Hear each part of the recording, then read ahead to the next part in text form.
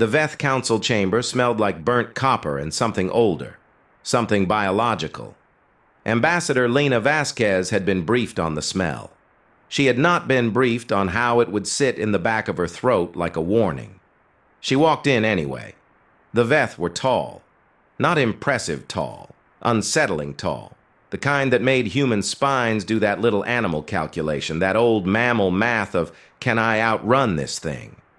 6 of them lined the curved obsidian table, and their secondary eyes, the flat amber ones along their jaw ridge, tracked her without moving. Their primary eyes stayed fixed forward, polite by Veth standards, predatory by every other standard. Lena set her case on the table, clicked it open, slid the trade proposal across the surface, and watched the lead counselor, Veth Prime Sorath, look at it the way you look at something a child drew and handed you with pride. She had done this before. Our 41 diplomatic engagements in 11 years. She knew what contempt looked like in 16 species. In Veth, it was the slight tilt of the upper crest. Just a few degrees. Almost nothing. She began anyway. The proposal was good.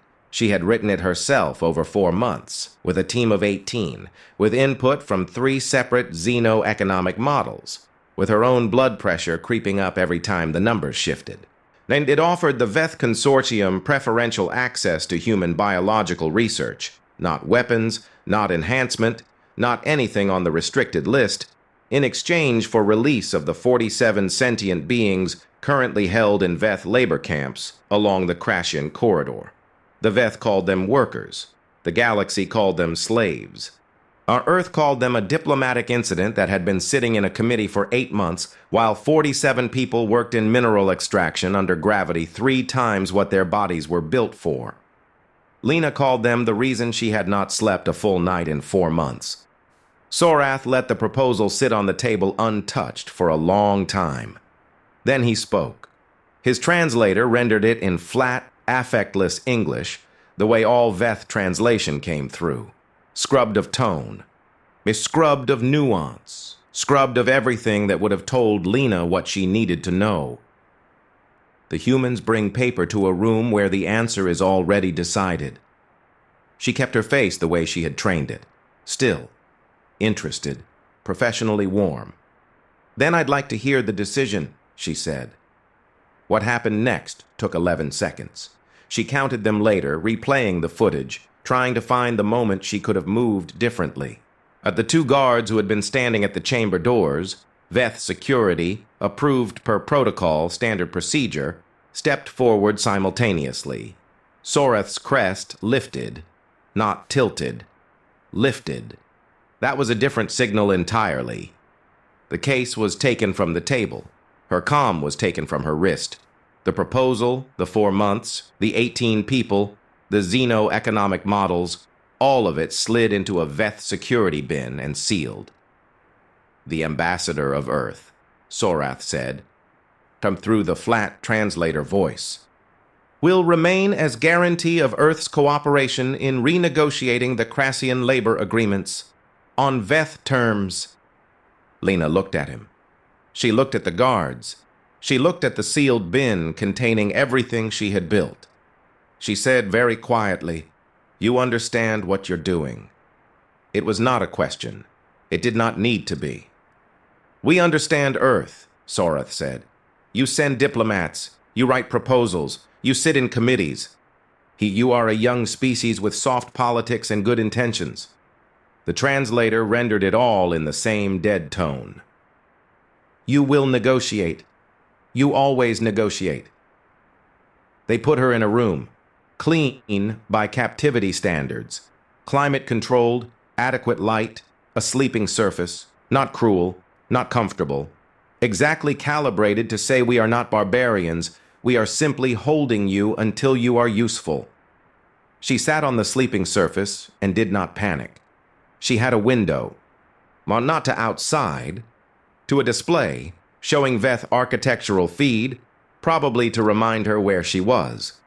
She looked through it anyway and thought about the 47 people in the Crashian corridor and thought about what Sorath had said. You always negotiate. He was right that Earth negotiated.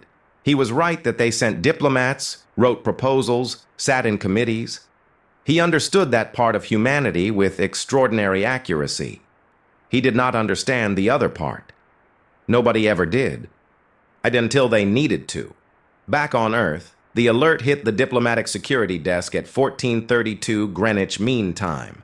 Ambassador Vasquez's comm had gone dark. Her emergency beacon, the one sewn into the lining of her jacket, the one even her own team didn't have the full specs on, had transmitted a single compressed burst before the Veth signal dampeners caught it. The burst contained 4 words in encrypted diplomatic code. The duty officer who decoded it sat with it for a moment. And then she picked up the secure line and made the call that went 3 levels above her pay grade without stopping. The 4 words were VETH Council, taken, hostage, asterisk. And then, appended in Lena's personal authentication code, 2 more words that were not standard protocol. Not in any handbook. Just Lena, knowing exactly who would eventually read this. Send Mirai. The duty officer did not know who Mirai was. Most people didn't. That was the point. The call went up. Then it went sideways. Into a different department. Into a building in Osaka that did not appear on any public government registry. To a woman who was eating convenience store onigiri at a standing counter and reading a paper book. An actual paper book. With the particular focused stillness of someone whose brain never fully stops working even when the rest of them pretends to rest. Her name was Mirai Sato. She was 34. She was listed in the 3 databases that acknowledged her existence at all as a cultural liaison specialist. She had a degree in linguistics. She had a 2nd degree in applied anthropology. She had a 3rd qualification that did not appear in any database, earned over 11 years, that had no official name but that her trainers had described in a rare moment of sentiment as the art of moving through the world without the world noticing. She finished the onigiri, folded the wrapper precisely, dropped it in the bin, picked up the secure phone, listened. He's put it down, picked up a bag that was already packed, had always been packed, had never been unpacked in 4 years, and walked out into the Osaka night. She did not look like what she was. That was the first and most important thing about her. She was medium height, unremarkable build, the kind of face that people looked at and then looked slightly past, not because it was plain, but because it projected a quality of absolute ordinariness so well crafted it had taken years to perfect. She moved through crowds the way water moves, filling the available space, never forcing, never drawing the eye. She had been in 11 countries in the last 3 years. She had walked out of 2 of them with people who, officially, could not be extracted. She had walked into 3 facilities that officially could not be penetrated. She had done things that did not appear in any report, not because they were shameful, but because the moment they appeared in a report, they became known, and then the moment they became known, they became impossible. She was not a weapon. Weapons were obvious. Weapons were loud. She was something older than that. Something that had no good modern word for it, so people reached for an old one. On the shuttle up to the transit hub, she read the full file on the Veth Consortium. She had read it before, years ago, when it was thin. Now it was thick. She moved through it efficiently. Layout of Veth political structures, security protocols, cultural pressure points, the specific architecture of the facility where Lena was being held. She noted the things that mattered. The Veth did not expect infiltration. They expected negotiation. They had built their holding facility for comfort and for optics, not for containment against someone who did not need a door to be open to walk through it. She noted one other thing. The Veth security rotation used biometric triggers calibrated for Veth biology.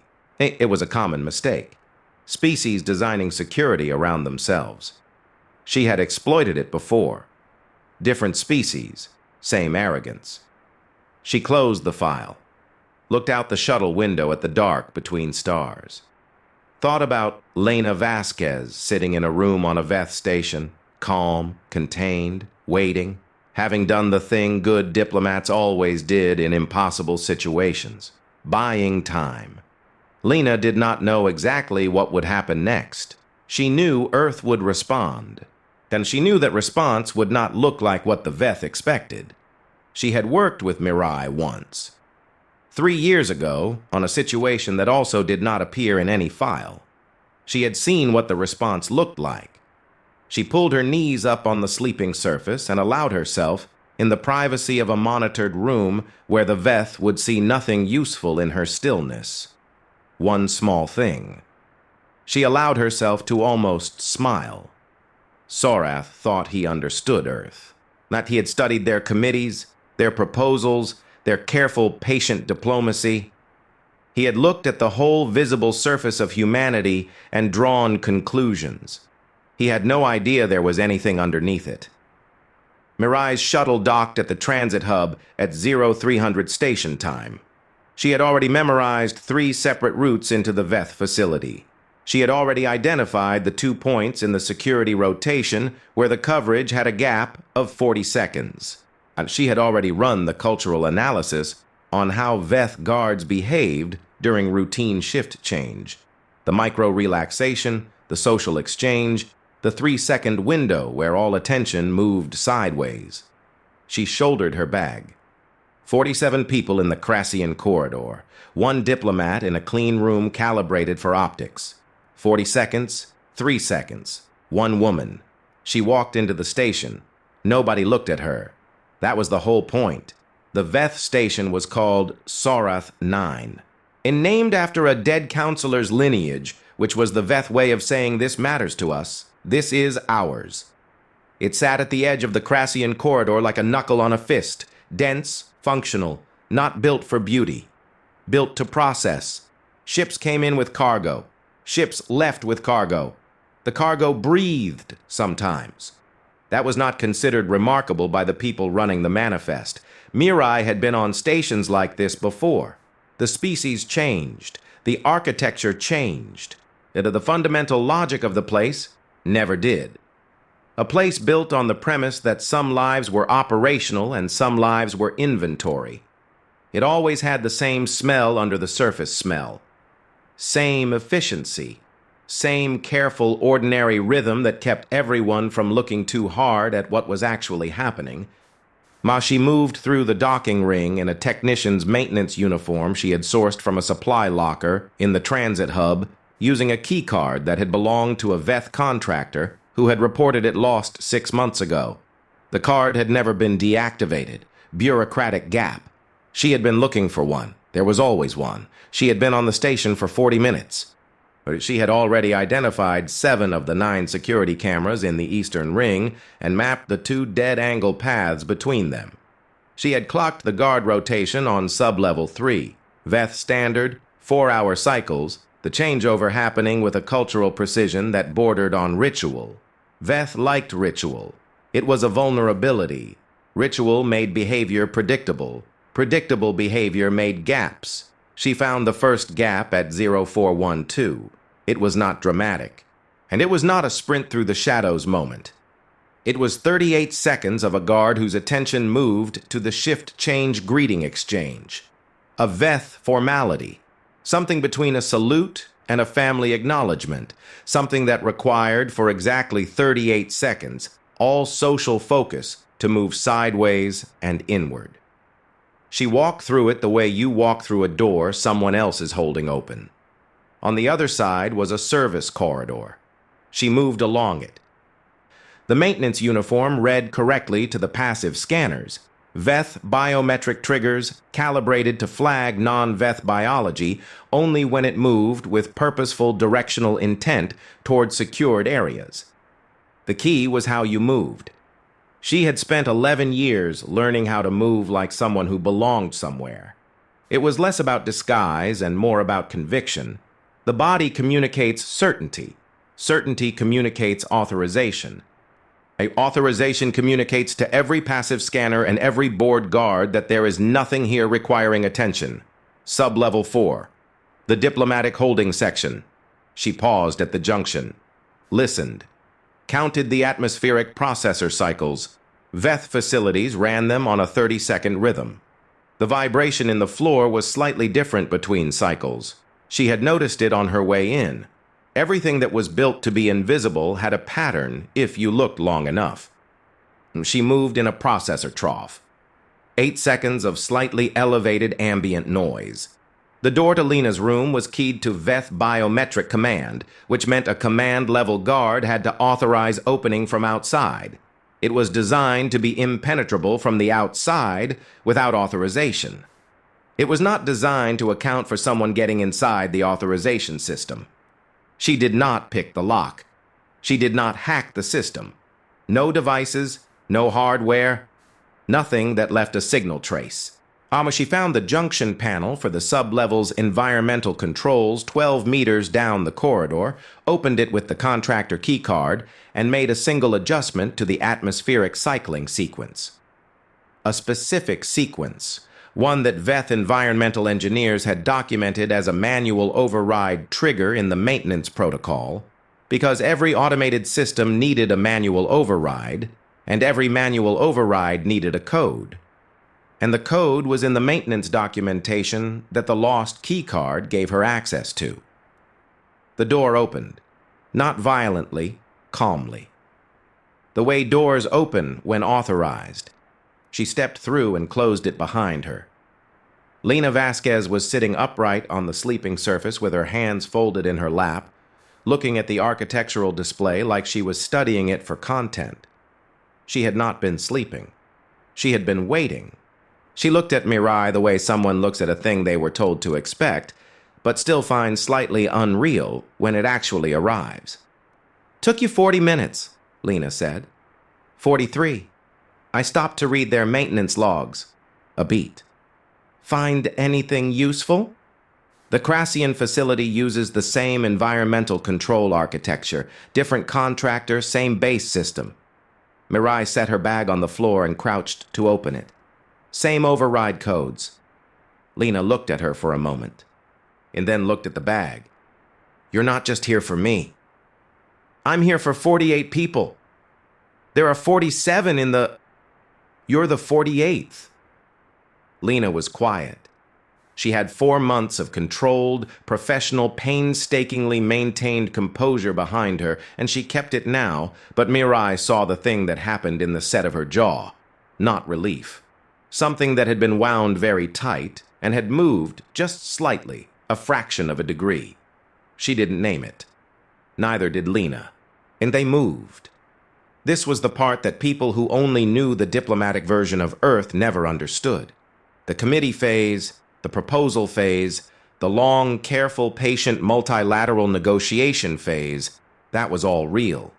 Earth meant it. Every word of every proposal was genuine. The patience was genuine. The 47 names on the petition, the 4 months of economic modeling, the good faith attempt to find a solution that left everyone walking away intact, all of it was real. And then, when the room where the good faith attempt was being made turned out to contain people who had already decided the answer before anyone walked in, Earth had a second thing, not instead of the first, in addition to it. The first approach and the second approach were not in conflict. They were designed to work together, in sequence, one following the other so smoothly that by the time the second approach was happening, the people who had made the first approach necessary had still not realized what kind of situation they were now in. Mirai moved through the station the way water moves.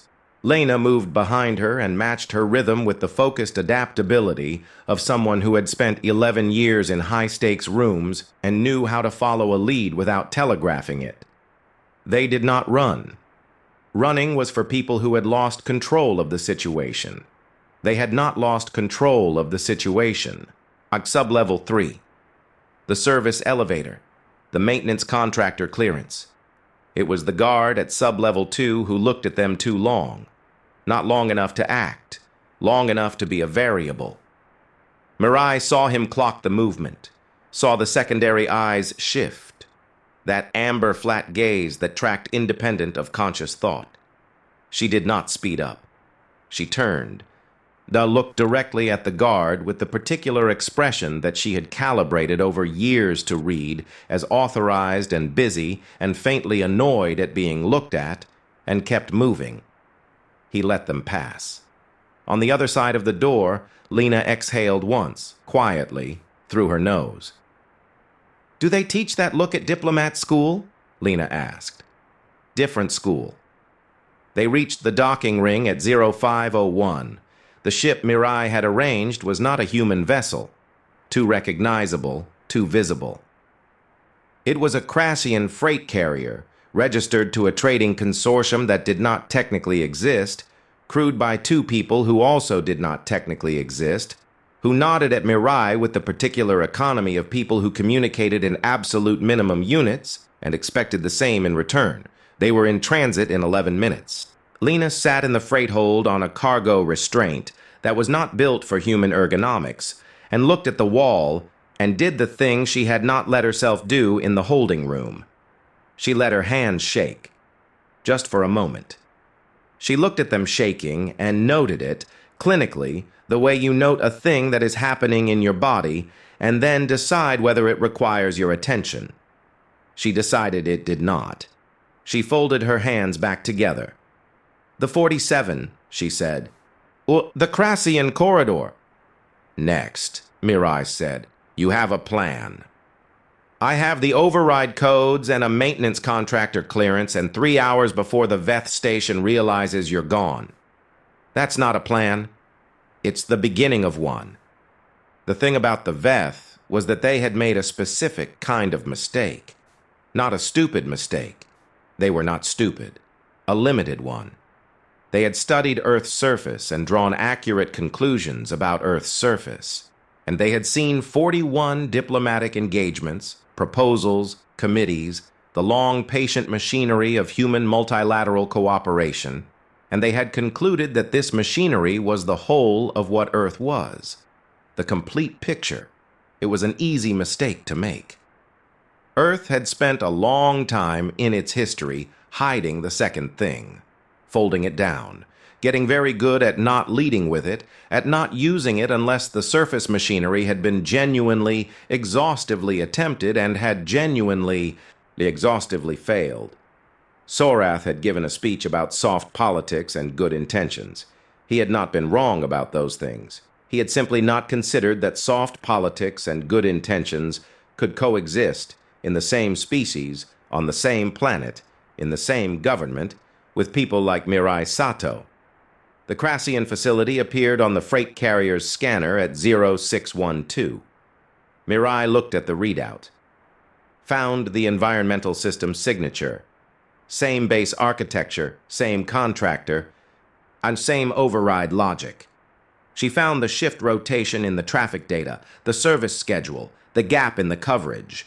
47 people, 3 hours. She pulled up the maintenance documentation on the contractor system and started reading. Lena watched her. After a moment she said, "Sorath said we always negotiate." "We do," Mirai said without looking up. "He meant it as an insult." "I know. He wasn't wrong." Mirai was quiet for a second. Reading. "I'm moving through the data with the efficiency of someone who had long ago stopped being impressed by complexity and started just working through it." "He was wrong about what negotiating means," she said finally. Lena looked at her. "Negotiating means you try the room first," Mirai said. "You bring the proposal. You sit at the table. You try to find the version where everyone walks away. You mean it. You try hard. You spend 4 months on the numbers." She closed the document, looked up. And then if the room was already decided before you walked in, you negotiate the other way." The freight carrier began its approach to the Crassian facility. The override code sat ready.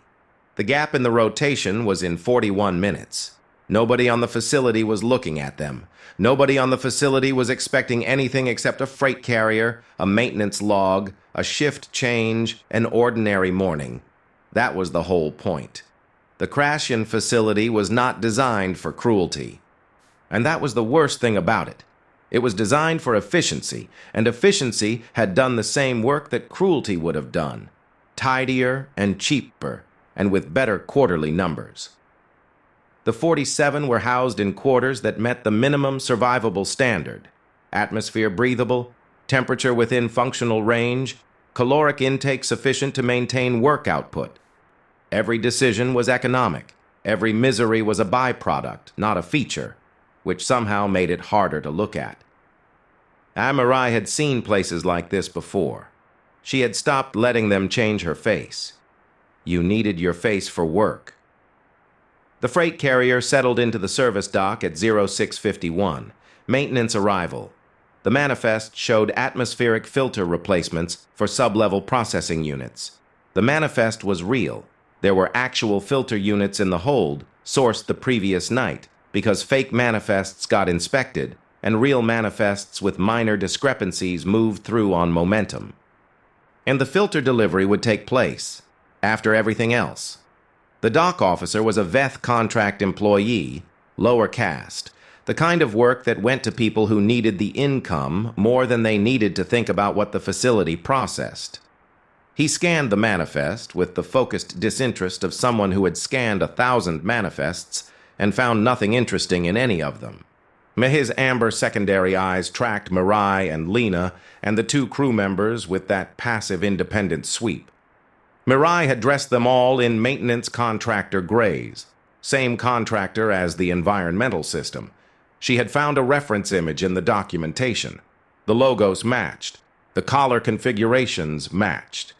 She had spent 40 minutes on this in the freight hold, while Lena held a work light and did not ask questions, because Lena understood that the questions would be answered by the outcome. The dock officer waved them through, into the facility. Lena had been in the briefing documents. She knew the numbers. 47 sentients, 17 species, held under labor contract that was technically legal under Crassian corridor jurisdiction, which was not technically Earth's jurisdiction, which was why it had been in committee for 8 months. She knew the names. She had read every name.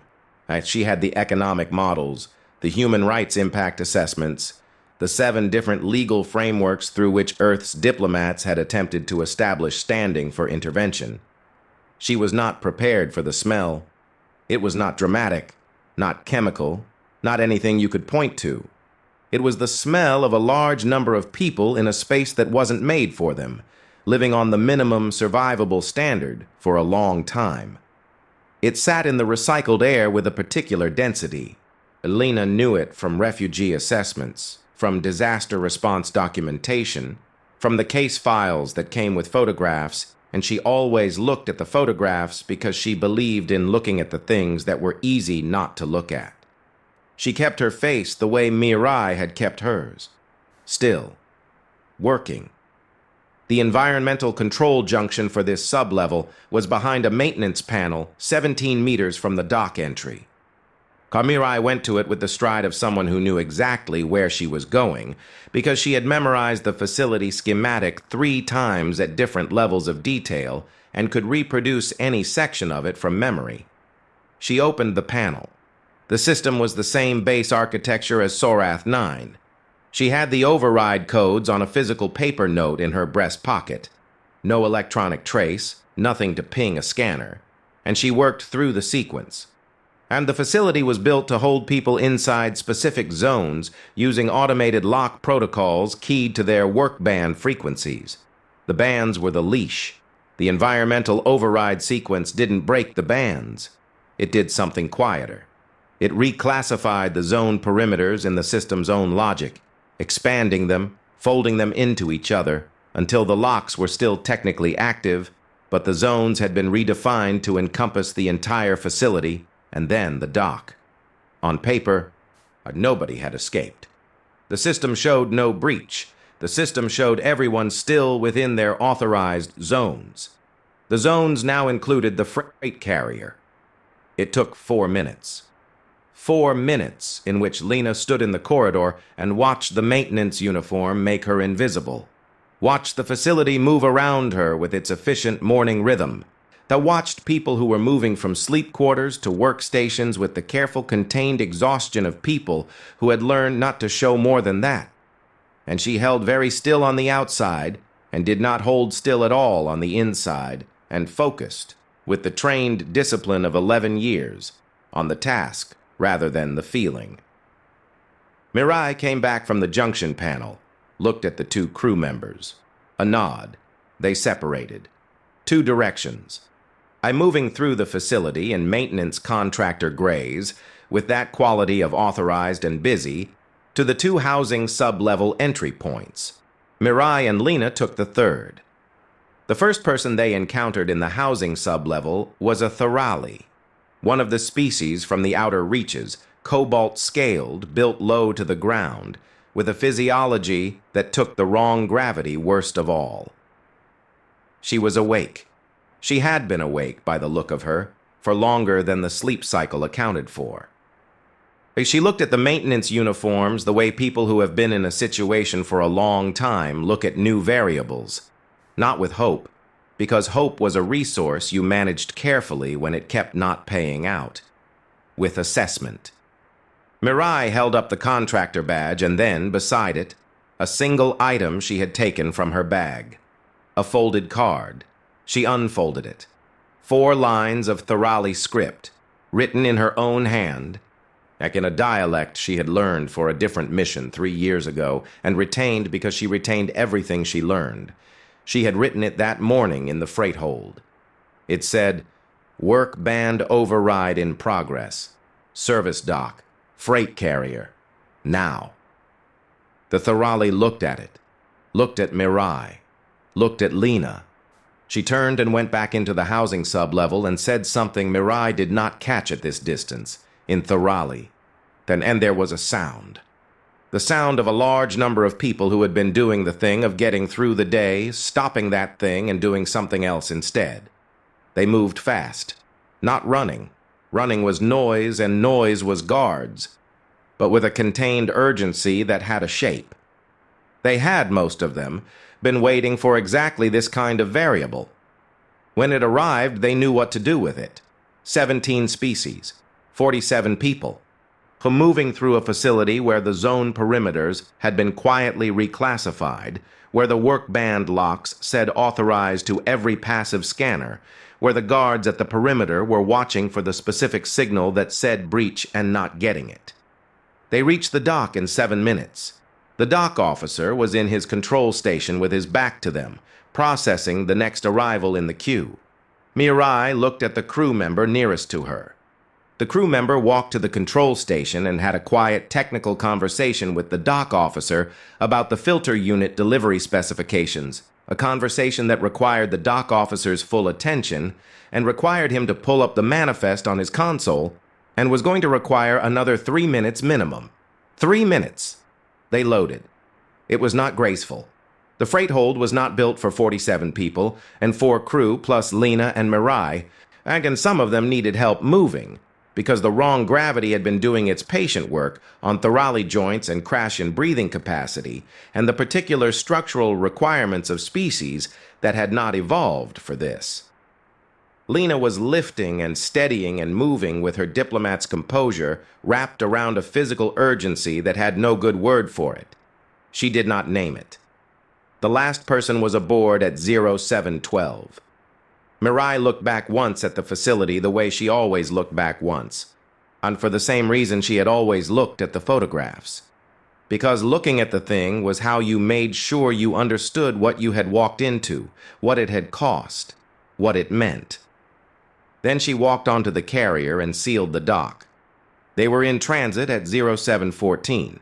The alert hit the Crassian facility systems at 0719. And when the zone reclassification cycled back on its scheduled maintenance reset, and the system looked at where 47 work bands were and compared that to where 47 work bands were supposed to be. The comparison took 14 seconds to resolve. The resolution generated an alarm.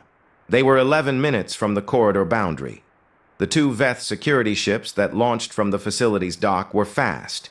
Veth security ships were always fast, built for pursuit, Inbuilt for the premise that things that left without authorization needed to be returned. They were built for the kind of chase that ended with a caught freight carrier and a recovered cargo and a report filed. They were not built for the thing that happened at 0731. The thing that happened at 0731 was a ship. Not a small ship, not a freight carrier. An Earth diplomatic vessel, ESS Meridian, which had been sitting at the corridor boundary since 0340, which had not been there when the Crassian Facilities Patrol logged the boundary at 0200, which had arrived in the gap between patrols with a precision that suggested someone had looked at the patrol schedule very carefully. The Meridian did not shoot at the Veth security ships. Earth did not shoot first. That was also a thing people misunderstood about Earth. They thought the restraint was weakness. It was not weakness. It was the understanding, developed over a long history, that the moment you shot first, you lost something that was very hard to get back. The restraint was a choice, made consciously, maintained deliberately, even when it cost. The Meridian opened a channel to the Veth security ships. On that channel, in Veth, with native-level fluency and the specific tonal register that Veth High Governance used when speaking to subordinates about decisions that had already been made, the Meridian's communications officer said the following. The 47 persons currently aboard the freight carrier unauthorized registry are passengers under Earth diplomatic protection pursuant to the Emergency Extraterritorial Recovery Clause of the Galactic Common Transit Accords, Article 7, Section 4. And any interference with a vessel carrying persons under diplomatic protection constitutes an act of aggression against Earth under the terms of the Mutual Non-Interference Compact ratified by the Veth Consortium in the third cycle of negotiations. Ambassador Vasquez is also aboard. We are returning to Earth space. We invite the Veth Consortium to contact Earth's diplomatic office to schedule discussions about the Crassian labor agreements. We are available Monday through Friday. Our proposal is still on the table. The Veth security ships flew parallel to the freight carrier for 8 minutes. Then they stopped. Then they turned back. On the freight carrier, in the crowded hold, with 47 people sitting on cargo restraints or on the floor or leaning against each other in whatever configuration fit. Lena was told about the broadcast. Someone had run the audio through a translation patch and told her word for word. She was quiet for a moment. Our proposal is still on the table, she repeated. Standard closing, Mirai said. That's a real thing, isn't it? We're actually going to go back to the table. After a brief repositioning of the negotiating context, Lena looked at her. A long moment. The hold was full of the sounds of 47 people who were doing the thing you do when the thing you have been hoping for and not allowing yourself to hope for actually happens. Some of it was quiet. Some of it was not. And the Thorali, who had been the first one Mirai reached, she was sitting against the hold wall with her eyes closed and her hands loose, and her face doing something that Lena recognized as the specific expression of a person deciding it was now safe to feel the thing they had been not feeling.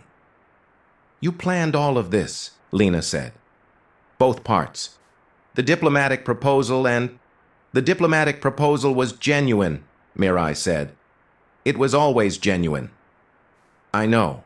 I wrote it. The second part was contingency. You had it ready before I even walked into that chamber. Mirai said nothing. Which was the answer? Lena looked at the hold, at the 47, at the specific quality of the silence that had started to settle over the space. The way silence settles when people who have been under continuous low-level noise, the noise of being in a situation with no visible exit, realize the noise has stopped. She thought about what Sorath had said. You always negotiate. She thought about all the ways he had been right and the one specific way he had been catastrophically wrong. You always negotiate. That was true. You never stopped negotiating. Also true. You negotiated with words at a table and proposals and economic models. And when the table was a trap and the room was already decided, you negotiated with the 43 minutes it took to walk through a station nobody thought you could walk through, and with override codes in maintenance documentation, and with the gap between patrol schedules, and with the Article 7, Section 4 of an accord the Veth had signed and possibly forgotten they'd signed, and with the Monday through Friday offer extended over the open channel to 2 security ships who had just watched their leverage evaporate. You negotiated with everything you had. The freight carrier crossed the corridor boundary at 0743, but ESS Meridian fell in alongside it like a hand held out. Behind them, somewhere on Soreth 9, Veth Prime Soreth was reading a report that his secured chamber, his controlled optics room, his diplomatic hostage, all of it was not where he had left it. He was also, almost certainly, reading the text of Article 7, Section 4 for the first time, with the particular focus of someone identifying too late the exact place where their plan had a problem. On the freight carrier, Elena Vasquez sat in the hold with 47 people she had never met and had spent 4 months trying to reach through legitimate channels and had spent one morning reaching through a different kind of channel entirely. She pulled out a small notebook. The Veth had taken her case. They had not searched the inside pocket of her jacket where a small paper notebook lived that she kept for the same reason Mirai read paper books, because paper left no electronic trace, and because some things deserved to be written by hand. She opened it to a new page, started writing. The proposal was going to need an addendum. The negotiating context had been repositioned. There were new terms to establish, not from a position of please, not from the position of a soft politics young species with good intentions who could be held in a room until they cooperated, from the position of Earth, the full position of Earth, all of it. She wrote in small, precise letters. Outside, the stars moved. The 47 breathed the air of a ship that was going somewhere, which was a different quality of air than any other kind. Mirai sat across from her, reading, an actual paper book. The Osaka convenience store onigiri was long gone, but the quality of focused attention was the same. The kind of stillness that was not absence, but the opposite of absence. The stillness of someone who was always, at some level, reading the room. She turned a page. They flew on. And nobody on the Meridian said anything heroic. Nobody made a speech. The communication officer, who had read the Article 7, Section 4 statement, went back to her station and pulled up the next item in her queue. The crew ran their post-operation checks and logged their reports in the terse functional language of people for whom this was a job, a craft, a thing they had trained for and done. That was the most human thing about all of it. Not the drama, not the daring, and the fact that when it was done, they just kept working. The Veth had looked at Earth's face, the patient face, the proposal face, the committee face, and thought they saw the whole picture. They had seen the half of Earth that Earth preferred to lead with, the half that believed in tables and good faith and the long work of talking until something gave, the half that was, genuinely, as patient and as well-intentioned as it appeared.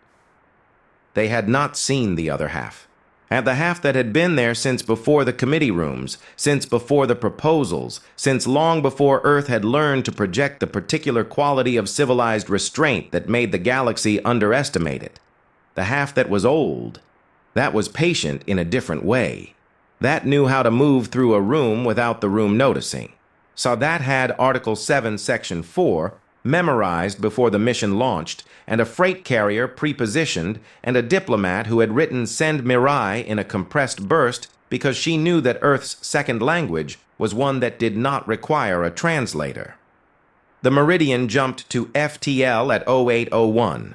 On Sorath 9, the proposal was still sitting in the sealed security bin. Earth was still available Monday through Friday. The table was still there. Or if the Veth wanted to find a version of this where everyone walked away intact. Earth always wanted that version. Earth just wasn't the only version it had.